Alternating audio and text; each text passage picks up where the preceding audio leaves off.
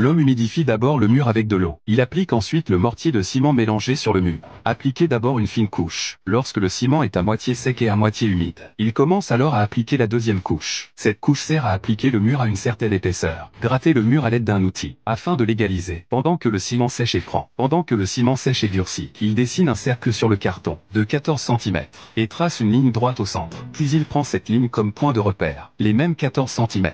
Il marque 4 points sur la circonférence du cercle. Lorsqu'ils sont marqués, relie les points 2 à 2. De cette façon, lorsque la connexion est terminée, vous obtenez un hexagone aux côtés égaux. Reliez les deux coins inférieurs de l'hexagone. Au centre du cercle, vous obtenez 3 parallélogrammes de même taille. Puis, le long des grands côtés du quadrilatère. Le long des grands côtés du quadrilatère. Puis en les reliant par une ligne droite.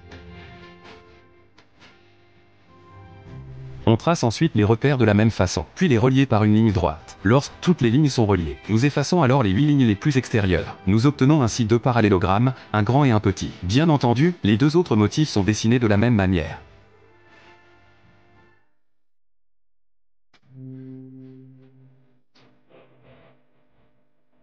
Lorsque vous avez terminé, découpe le long des lignes tracées. Le résultat est un motif chic.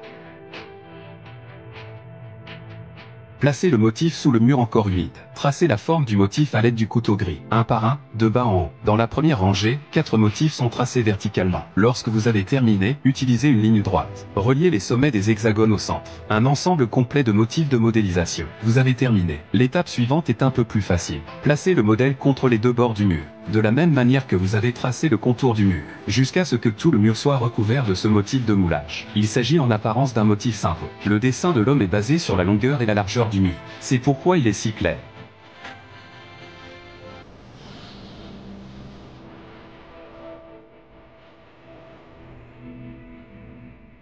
Lorsque tous les dessins sont terminés, avec un tampon éponge et un couteau gris, le mur créatif est maintenant terminé.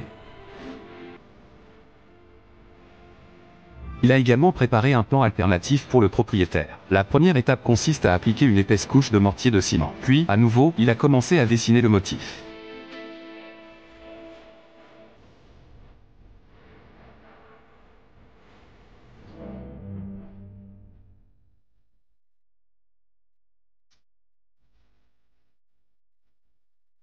Une fois le dessin terminé, ensuite, il découpe en suivant la forme du motif. Ce motif a une forme unique. Une couche de ruban adhésif transparent est appliquée sur la surface du carton, pour éviter que le carton ne se déforme. Le reste de l'opération est similaire à la précédente. Le motif est dessiné sur le mur en fonction de la forme du carton. Disposez le carton selon la variation du motif. Dessin.